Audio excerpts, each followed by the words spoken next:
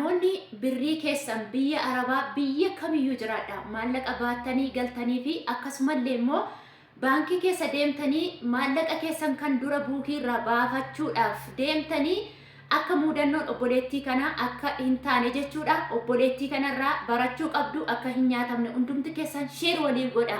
Sheer waliif godha. Viidiyoon kun nama hunduma bira ga'uu qaba jechuudha. Namni kamiyyuu kan biyya abbaasaatti hin galle yookiin immoo kan gara Itoophiyaatti hin deebine hin jiru jechuudha. Tura bula malee waggaa meeqayyuu yoo teesse si oolchuu hin danda'u. Gamnummaan kee, jagnummaan kee, qabeenyi kee homni si oolchuu hin danda'u jechuudha. Yoo kan ati beekuudha baatte jechuudha. Sagalee kana xiqqoo asirraa dhaggeeffadha sinan ageessisa. Nagaan siniif haa ta'u. Hordoftootaaf jaallatamtoota kabajamtoota maamiloota kiyya ani nagaa kooti. Nagaa irraafa nagaa guutuun qaba. Nagaan na bira jiru isin bira akka jiru abdiin qaba jechuudha. Kanatti aansuun egaa viidiyoon har'aa viidiyoo ijoo ta'edha. Baay'ee isin fayyadudha. Yeroo baay'ee viidiyoolee qabatamaa ta'anii fi akkasumallee viidiyoo isin fayyaduu danda'an kanani irratti ejjedhu jechuudha. Keessaafuu shamarran biyya arabaa jirtan hedduu isin ilaallata. Nama kamuun ilaallata. Shamarran biyya arabaa jirru immoo yeroo baay'ee biyya namaa keessatti biyya nagaa qabdu biyya baqa waan hundi mijataa ta'e keessaa gaafa uftu asitti of gataa taata jechuudha. Akka nyaatamne isinitti himaa. Akka nyaatamne isiniin jedha. Obboleettiin kun nyaatamtee jirti. Obboleettiin kun nyaatamtee jirti jechuudha. Mee sagalee isheen daqiiqa baay'ee kan ishee waraabdee jirtu yuutuubiin hin eeyyamu daqiiqa baay'ee sekendi muraasa sagalee ishee sin dhageessisa jechuudha. Waan isheen galchaa jirti kanumaan eessa dhufteeti mattaawaqaa hin qabne namni jedheennan reefuun alaa dhufee birriin qabu mattaawaqaa hin qabu kan hoodun jedheen hoggaan alaa dhufee isa jedhu san argitee dhagaanatti jetteetu xiqqashaa kana gubbaa jaartidhaa na daabbaste jechuudha. Gaafa na daabbastu na qabatte kan eegaanaa jettee na wajjin jirti jettee an ishiin beekuun gadi natti dhagaa jettee na tuskiste jechuudha. Wanna ta'e na tuskiste achi balbala baanee gaafa baanuu kotta na tusi keessatti na fuutee baate gaafa ba'u mucaa wayiimmoo balbaluma sanarratti nutti dhufe inni immoo lutoriin naa ba'e lutorii kana naa laalaa jedhee isin dubartiidhaa mattaawaqaa na jalaa fudhatanii himii naa laalaa jedhee nutti kenne gaafa nutti kennu ishiitti kenne ishii sun laalte Ela iddoo baankii kaameraatti qabamaniiran ilaala. Iddoo baankii kaameraa baankii bira kaameraa jira jechuudha. Ittan siniifu ba'an. Baankii bira kaameraa jira niitittii fi intalitti mucitti amma odeessitu kana ilaala suuraa ishii kana ela ishii kana ela kunoo niitittii ishee kana baankii funduratti jechuudha. Inna daqiiqaan ishee hin eeyyamamu yuutuubii irratti waan ta'eef ifan isinii godha jechuudha. Obboleettiin kuni ji'a darbe keessaa akkuma nama tokko biyya ormaa hojjetattee gara biyyaa galte jechuudha. Riyaala Saudi Arabiyaa 7,000 harkatti baattee galte. Riyaala Saudi Arabiyaa 7,000 fi dinaara Kuwait immoo 400 baattee biyya galte jechuudha. Gaafa biyya galtu buukii baafadheen ture yookiin immoo akkaawuntii baafadheetiin deemeen ture gaafa biyya arabaa yeroo deeme garuu buukiin koo sun immoo expired yookiin immoo inactive ta'ee jira dhaggeeffadha inactive ta'eetiin jira naan jedhanii gaafa isaan akkas naan jedhanii gara biyyaa galeen maallaqa harka koorraan qabu maallaqa san baadhu san immoo gana sharafachuun barbaade gara biraa deemee gana sharafachuuf barbaadaan jira garuu immoo ittiin deemee sharafachuudhaaf maallaqa harka koorraan qabu itti maallaqa Itoophiyaa qabaatte malee socho'uu hin dandeessu jechuudha. Inna maatii bira gadi bu'een guyyaa 3 buleen asii olee ol deebi'e gara Finfinneetti jetteen Addis Ababaatti jechuudha.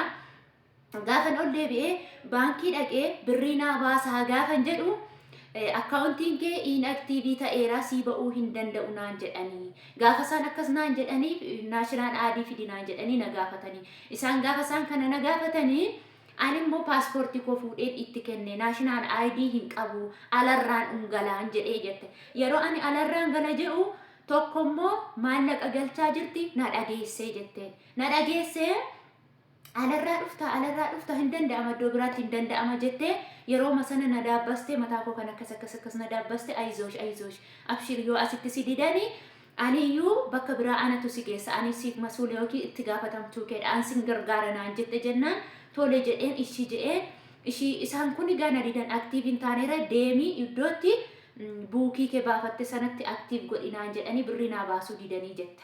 Muudannoo kana nama baay'ee muudata jechuudha.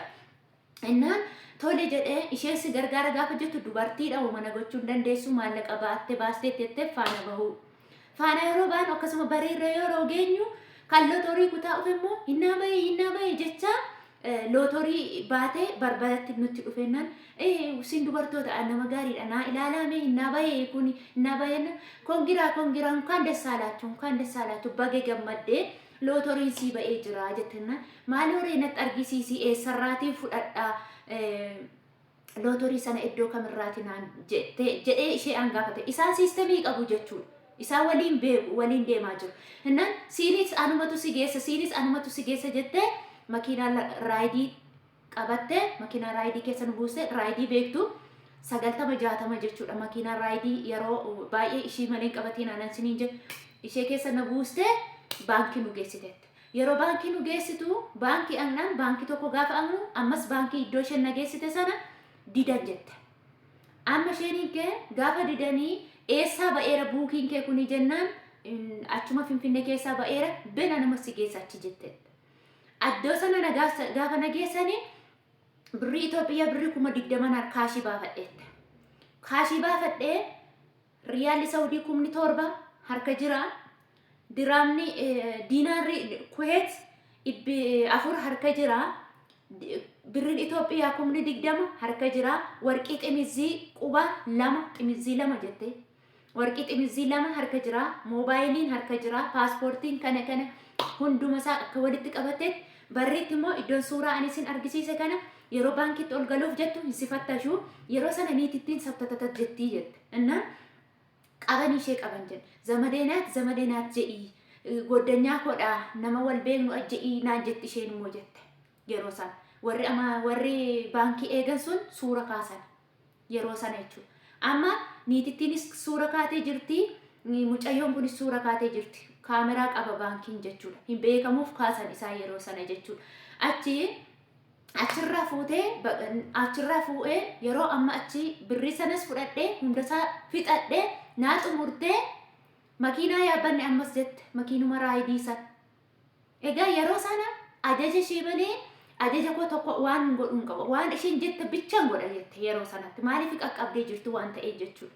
Enna otuma deemnuuti maaloo ani mataawaqaa hin qabu birriin naa ba'ee jira lootoriin naa ba'ee jira waan ta'eef buukii kee mataawaqaa kee hadaraa naa baasi maaloo jedhee jilba kootti baankii sanarraa erga baanee hunduma xumuranne jilba kootti gadi je'ee jilbeeffatee jilba koo dhungateette. Inni lootoriin naa ba'ee je'e sun.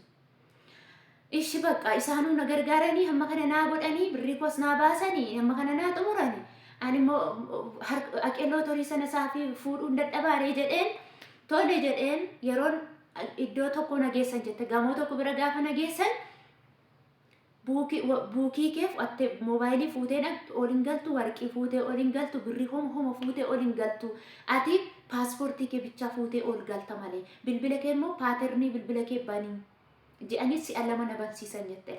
Paaternii bilbila kootii si'a 2 na bansiisan jette. Si'a 2 banee itti argisiiseen itti laa'ee deemate. Hunda isaa birrii isa Kuweetirraas, birrii isa Saa'udiirraas, birrii isa buukii keessaa baases, moobaayilii ishees, paaspoortii ishee bichaatu harkatti hafe jechuudha. Gaafa ol bahu fooqii lammaffaatti ol bahee jedhan jette. Fooqii lammaffaatti ol bahee ka'ee yeroon bakka lootorii jiru maadha lootorii naan jedhan jette. Ilaala waraqanni duwwaa sooftiitti maramaa jette. Duwwaa tokko hin qabu jette. Waraqaa isheen isaan natti laatan jette. Amma tokko hin qabu jette.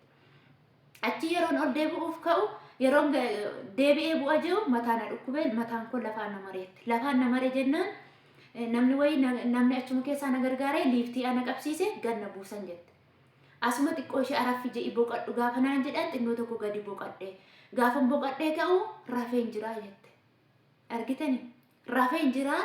Rafee egaa dura yeroon hamma kana isaan faana deemaa ture ajaja isaanii eeguu kana beeka malee maal tokko waan tokko hin beeku jette. Erganii rafee ka'ee erga liiftiirra bu'ee erga rafee ka'ee sammuu koo of baree jette. Dhaggeeffadhaa. Tokko waan ani isiniin jedhu gaafa biyya ormaarraa erga dhuftanii jechuudha maatii keessa wajjin hin deemaa. Qobaa keessan hin deemina. Lammaffaa birri biyya ormaarraa fiddanii dhuftan baankii keessa yeroo lixxan hundi baankii adireesii naannaa jirtan yoo ta'e malee Addis Ababa keessatti jechuudha akka inni itti warafaa qabu dhugaa waaqayyo ana fi waaqeen argeera.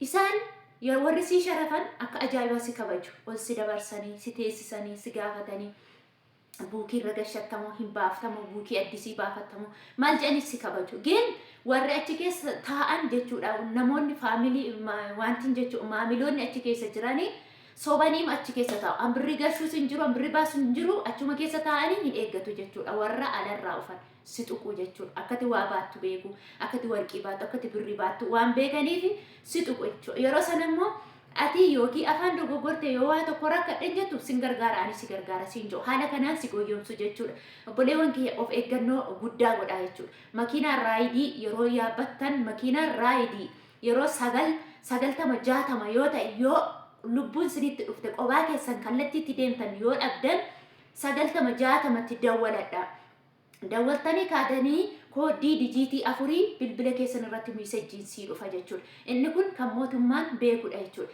Yoo makiinaan kun si fudhattee badde iddoo tokko si geessite kooditti siimii kee irratti sii dhufte sanaan qabsiifachuu dandeessa jechuudha booda.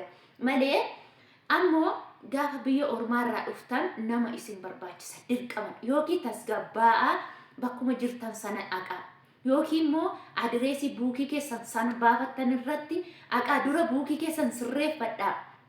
Birrii namarraa liqeeffadhaati dura buukii keessan sirreeffadhaati ittiin adeemaa malee asan beeku anoo kana yeroo jettan yeroo rakkina keessan argan sin gaaga'atu jechuudha of eeggannoo guddaa obboleettiin kun nyaatamtee jirti jechuudha dhugaa dubbachuuf mee riyaala 7,000 jechuun har'a birrii meeqa akka ta'e mee ilaalame dhugaa dubbachuuf birrii buukii koorraa hin qabu ani birrii koo harka kootti baadheen gale jette jechuudha obboleettiin kuni baay'ee kan nama gaddisiistudha dhugaa waaqaati kunoo iddootti suuraan ishee iddootti qabamte shakkanii iddootti qaban jarri jechuudha iddootti jarri qaban shakkanii ilaala suuraa ishee jechuudha ishee wayyaa diimaa uffattu sanaa isheen niitittii fi poolisii warra baankii biraati jechuudha kanaaf ishee nyaatamtee jirti garuu immoo irraa of eeggadhaa jechaa jirti jechuudha isiniif barumsa isiniif haa ta'u of eeggannoo godhaa birrii biyya ormaarra gaafa baattanii galtan manuma maatii keessan kaawwadhaa erga haala keessan mijeeffatanii booda